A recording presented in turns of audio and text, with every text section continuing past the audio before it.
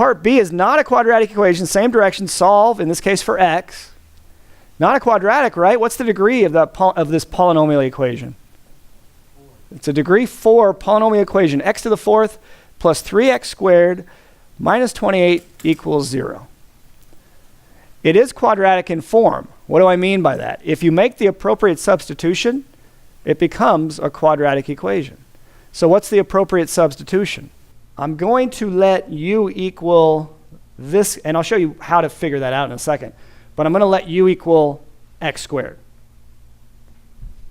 And then let's write it down. If u equals x squared, then what does u squared equal? So just square both sides of this equation. What does u squared equal? Yeah, what's the trick when you take an exponent to an exponent? Keep the base and multiply. So if I make both of those substitutions, since u squared is equal to x to the 4th, I can replace x to the 4th, the whole thing, with u squared, right? They're equal. Since x squared is equal to u, I can replace the whole thing, the whole x squared, with just u. And I get a quadratic equation popping out if I do that. So I get u squared plus 3u minus 28 equals 0. Doesn't that look nicer? What method do you want to try for solving for u? It'll be pretty easy to see if it factors, won't it? So let's try unfoiling. Reverse foil. Two numbers whose product is u squared would be the first multipliers. And then you need two numbers whose product is negative 28 and whose sum is 3. What are we going to get there? So I get the 4 and 7 first. I know their difference is 3, and I want it to be plus 3. So it's got to be a minus 4 and a plus 7, right? Set both factors equal to 0. If you want, since it's easy, we can skip that step and just say what u equals. So solve for u.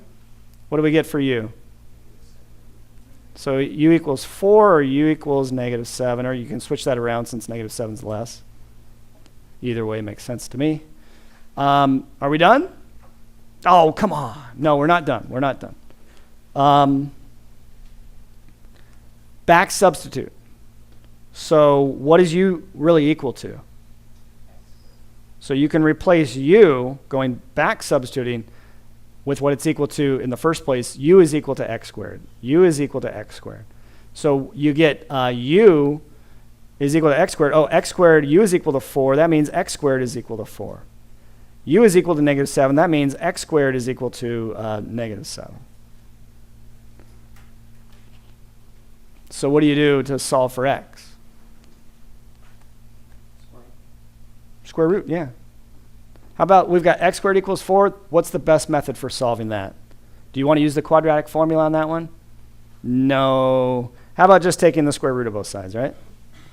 So what do I have to remember? Plus or minus. That's surprisingly hard to remember, the plus or minus, when you're taking a test.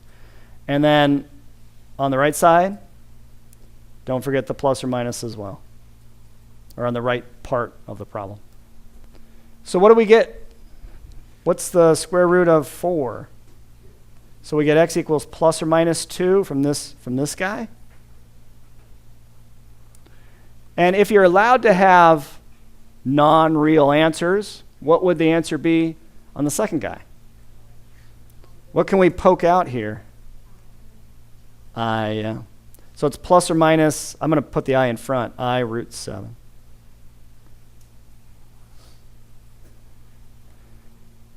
I'm having trouble remembering whether or not your book says what I just said, or whether or not it'll just say non-real answers for I radical 7.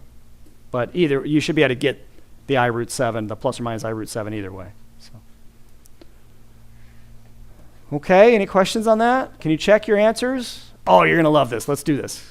Break out your calculator. You can check the answers, as you know, but you can check non-real answers.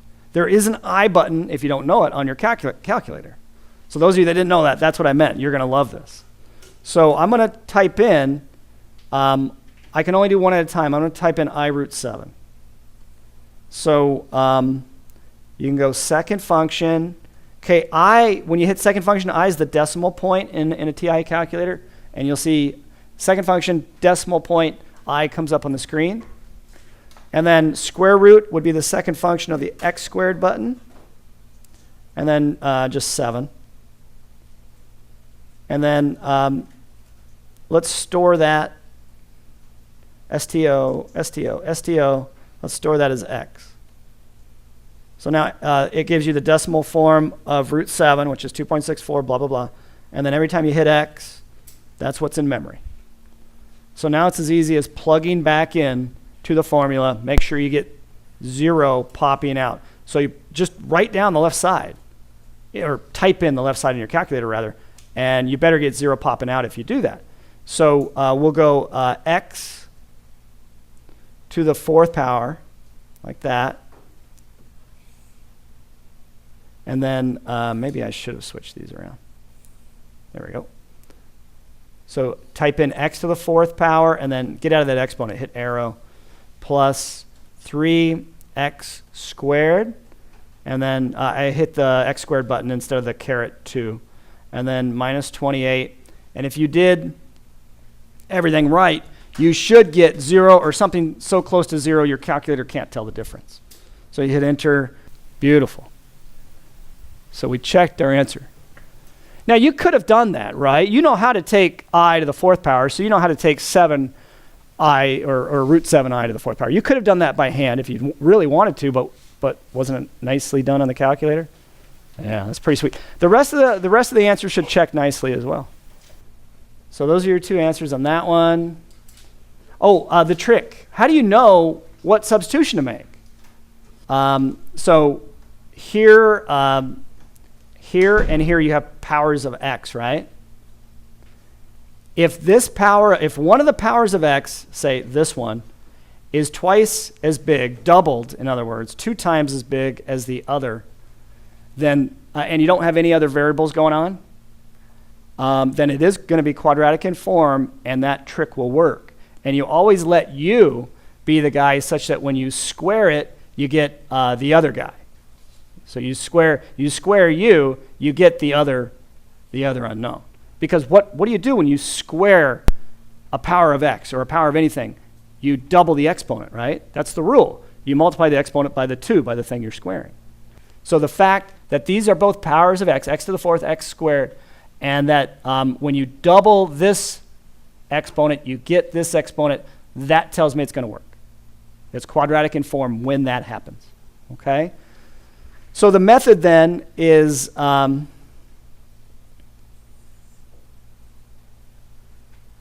me shrink this guy down. The method then is to, make your substitution, define what u is. That's defining your substitution. You actually make the substitution, so I'll just say sub, and then of course you solve. That was this part. You solve for u if your substitution variable is u. And then you've got to back substitute, right? And solve for the original variable. I'll just say the original unknown. And then that's it. So just, you know what I'll do? I'll put this guy down here. So let me back off the view a little bit so that you can see all this. Any questions on substitution, U-substitution? That's it, right? Those are essentially the steps. I didn't label them 1, 2, 3, 4, but that's it.